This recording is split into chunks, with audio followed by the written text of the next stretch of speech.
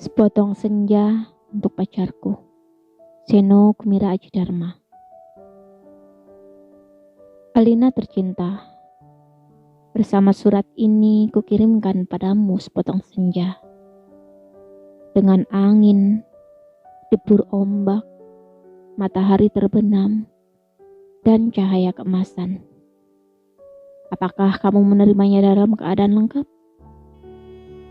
Seperti setiap senja di setiap pantai, tentu ada juga burung-burung, pasir yang basah, siluet batu karang, dan barangkali juga perahu lewat di kejauhan.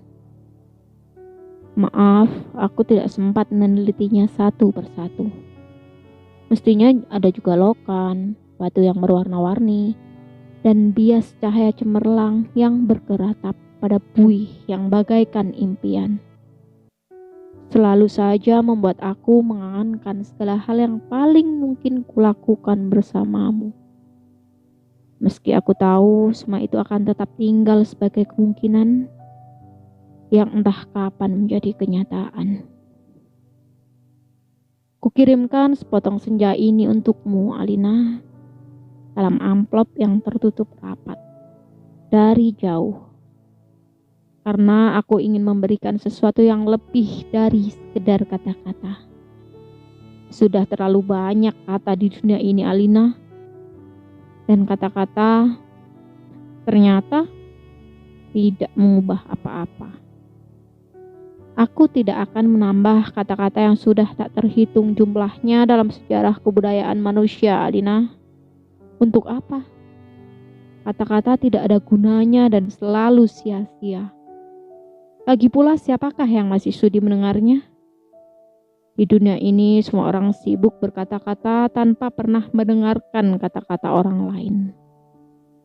Mereka berkata-kata tanpa peduli apakah ada orang lain yang mendengarnya. Bahkan mereka juga tidak peduli dengan kata-katanya sendiri. Sebuah dunia yang sudah kelebihan kata-kata tanpa makna. Kata-kata sudah luber dan tidak dibutuhkan lagi. Setiap kata bisa diganti artinya. Setiap arti bisa diubah maknanya. Itulah dunia kita, Alina. Kukirimkan sepotong senja untukmu, Alina. Bukan kata-kata cinta. Kukirimkan padamu sepotong senja yang lembut dengan langit kemerah-merahan yang nyata. Dan betul-betul ada dalam keadaan yang sama seperti ketika aku mengambilnya saat matahari hampir tenggelam ke balik cakrawala. Alina yang manis, Alina yang sendu, akan kuceritakan bagaimana aku mendapatkan senja ini untukmu. Sore itu aku duduk seorang diri di tepi pantai, memandang dunia yang terdiri dari waktu, memandang bagaimana ruang dan waktu bersekutu menjelmakan alam itu untuk mataku. Di tepi pantai, di tepi bumi, semesta adalah sapuan warna keemasan dan lautan adalah cairan logam. Meski buih pada debur ombak yang menghempas itu tetap saja putih seperti kapas. Dan langit tetap saja ungu. Dan angin tetap saja lembab dan basah. Dan pasir tetap saja hangat ketika aku susupkan kakiku ke dalamnya. Kemudian tiba-tiba senja dan cahaya gemetar. Keindahan berkutat melawan waktu dan aku tiba-tiba teringat padamu. Barangkali senja ini bagus untukmu, pikirku. Maka aku potong senja itu sebelum terlambat. Ku kerat pada 4 sisi lantas ku masukkan ke dalam saku. Dengan begitu keindahan itu bisa abadi dan aku bisa memberikannya padamu.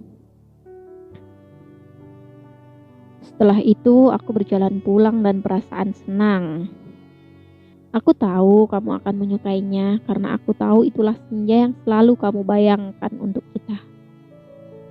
Aku tahu kamu selalu membayangkan hari libur yang panjang, perjalanan yang jauh, Dan barangkali sepasang kursi malas pada sepotong senja di sebuah pantai di mana kita akan bercakap-cakap sembari memandang langit.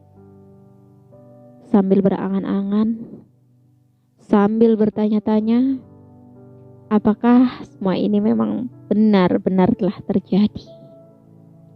Kini senja itu bisa kamu bawa kemana-mana. Ketika aku meninggalkan pantai itu, kulihat orang-orang datang berbondong-bondong. Ternyata mereka menjadi gempar karena senja telah hilang. Kulihat cakrawala itu berlubang sebesar kartu pos. Alina sayang, semua ini telah terjadi dan kejadiannya akan tetap seperti itu. Aku telah sampai ke mobil ketika di antara kerumunan itu kulihat seseorang menunjuk-nunjuk ke arahku.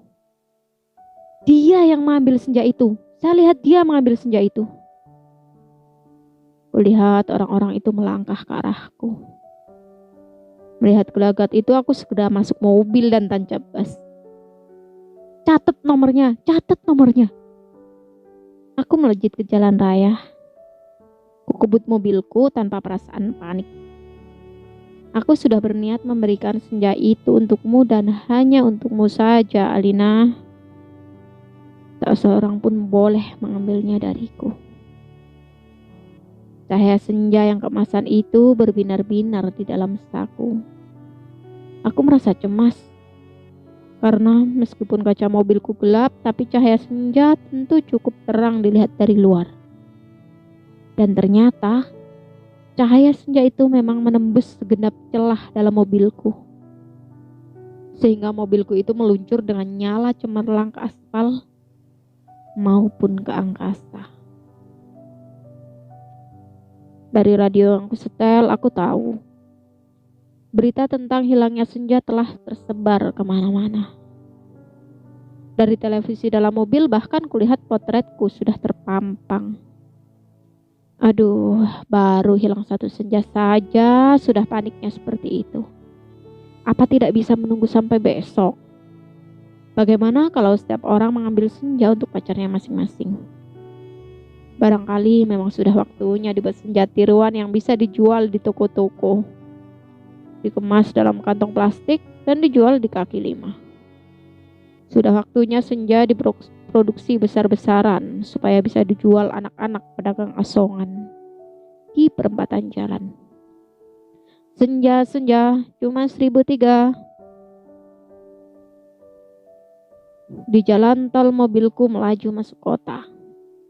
Aku harus hati-hati karena semua orang mencariku. Sirine mobil polisi meraung di mana-mana. Cahaya kota yang tetap gemilang tanpa senja membuat cahaya kemasan dari dalam mobilku tidak terlalu kentara. Lagi pula di kota, tidak semua orang peduli apakah senja hilang atau tidak. Di kota kehidupan berjalan tanpa waktu. Tidak peduli pagi, siang, sore, atau malam.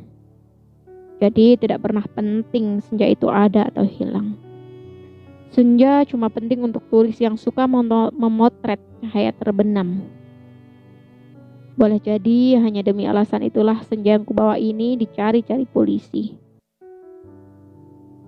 Sirine polisi mendekat dari belakang.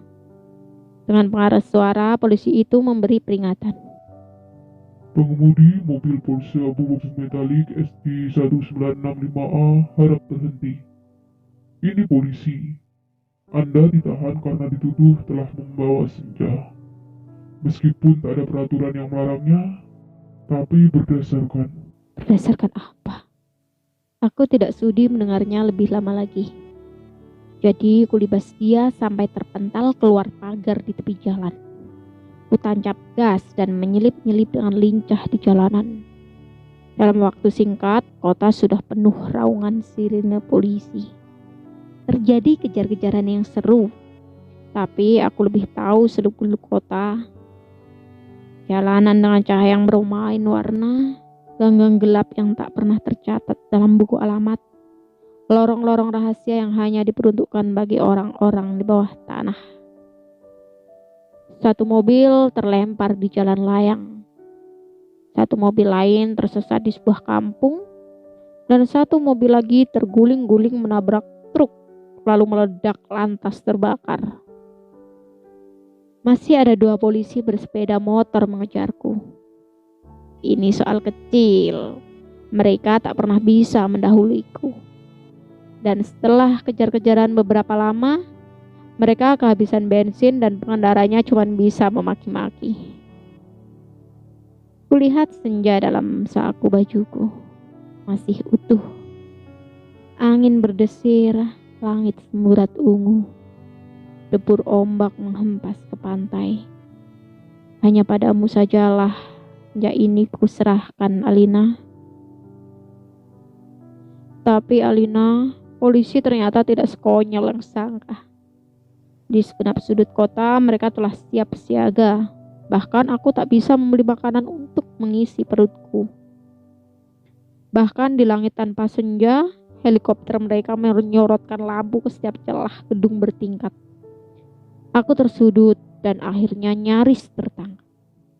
Kalau saja tidak ada gorong-gorong yang terbuka. Mobilku sudah kutinggal ketika memasuki daerah kumuh itu. Aku berlari di antara gudang, rumah tua, tiang, serta temali.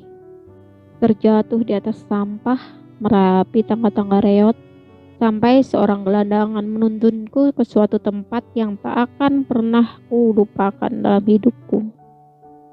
Masuklah, katanya tenang. Di situ kamu aman. Ia menunjuk gorong-gorong yang terbuka itu. Ada tikus keluar dari sana. Baunya bacin dan pesing. Ku tengok ke bawah. Kulihat kelelawar bergelantungan. Aku ragu-ragu. Namun deru helikopter dengan lampu sorotnya yang mencari-cari itu melenyapkan keraguanku. Masuklah, kamu tidak punya pilihan lain. Dan gelandangan itu mendorongku. Aku terjerembab jatuh. Bau busuknya bukan main. Gorong-gorong itu segera tertutup dan kudengar gelandangan itu merebahkan diri di atasnya. Lampu sorot helikopter menembus celah gorong-gorong tapi tak cukup untuk melihatku. Kuraba senja dalam kantongku. Cahayanya yang merah kemas-emasan membuat aku bisa melihat dalam kegelapan. Aku melangkah dalam gorong-gorong yang rupanya cukup tinggi juga. Kusibakkan kelelawar-kelelawar bergelantungan yang entah mati atau hidup itu. Kulihat cahaya putih di ujung gorong-gorong. Air busuk mengalir setinggi lutut, namun makin ke dalam makin surut. Di tempat yang kering, kulihat anak-anak gelandangan duduk-duduk maupun tidur-tiduran. Mereka berserakan memeluk rebana dengan mata yang tidak memancarkan kebahagiaan. Aku berjalan terus melangkahi mereka dan mencoba bertahan. Betapapun ini lebih baik daripada aku harus menyerahkan senja, Alina. Di ujung gorong-gorong, di tempat cahaya putih itu, ada tangga menurun ke bawah. Ku ikuti tangga itu. Cahaya semakin terang dan semakin benderang. Astaga, kamu boleh tidak percaya, Alina. Tapi kamu akan terus membacanya. Tangga itu menuju ke mulut sebuah gua. Dan tahukah kamu ketika aku keluar dari gua itu aku ada di mana? Di tempat yang sama persis dengan tempat di mana aku mengambil senja itu untukmu, Alina. Sebuah pantai dengan senja yang bagus, ombak, angin, dan kepak burung. Tak lupa cahaya keemasan dan bias ungu pada mega-mega yang berarak bagaikan aliran mimpi. Cuma saja tidak ada lubang sebesar kartu pos. Jadi meskipun persis sama, tapi pasti bukan tempat yang sama. Tempatnya saja ada di bawah gorong-gorong.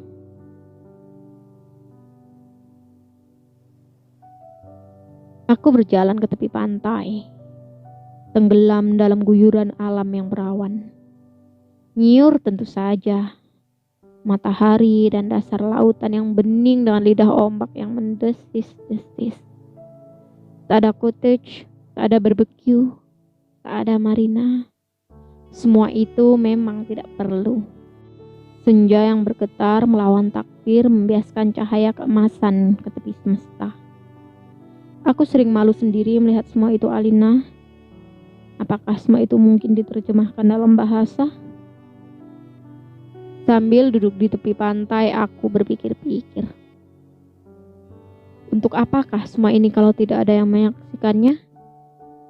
Setelah berjalan ke sana kemari, aku tahu kalau dunia dalam gorong-gorong ini kosong melompong.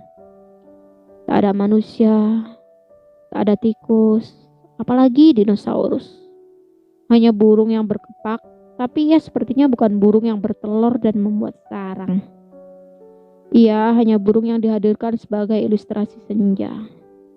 Ia hanya berkepak dan berkepak terus di sana. Aku tak habis pikir, Alina. Alam seperti ini dibuat untuk apa? Untuk apa senja yang tidak bisa membuat seorang kepingin jatuh cinta itu jika tak ada seekor dinosaurus pun yang menikmatinya?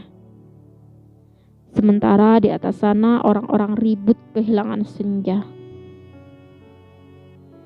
Jadi begitulah Alina, ku ambil juga senja itu. Ku kerat dengan pisau Swiss yang selalu ku bawa pada 4 sisinya. Sehingga pada cakrawala itu terbentuk lubang sebesar kartu pos. Dengan 2 senja di saku kiri dan kanan, aku melangkah pulang. Bumi berhenti beredar di belakangku, menjadi kegelapan yang basah dan bacin. Aku mendaki tangga kembali menuju gorong-gorong bumiku yang terkasih. Sampai di atas, setelah melewati kelelawar bergelantungan, anak-anak gelandangan berkaparan, dan air setinggi lutut, kulihat polisi-polisi helikopter sudah pergi. Gelandangan yang menolongku sedang tiduran di bawah tiang listrik sambil meniup saksofon. Aku berjalan mencari mobilku. Masih terparkir dengan baik di supermarket. Tampaknya bahkan baru saja dicuci. Sambil mengunyah pizza, segera aku kebut mobilku menuju ke pantai. Dengan 2 senja di saku kiri dan kanan, lengkap dengan matahari, laut, pantai, dan cahaya kemasannya masing-masing, mobilku bagai memancarkan cahaya ilahi. Sepanjang jalan layang, sepanjang jalan tol, ku tancap gas dengan kecepatan penuh. Alina, kekasihku, pacarku, wanitaku. Kamu pasti sudah tahu apa yang terjadi kemudian. Pasang senja yang dari gorong-gorong pada lubang sebesar kartu pos itu, dan ternyata pas. Lantas kukirimkan senja yang asli ini untukmu lewat pos. Aku ingin kamu mendapatkan apa yang kulihat pertama kali. Senja dalam arti yang sebenarnya, bukan semacam senja yang ada di gorong-gorong itu.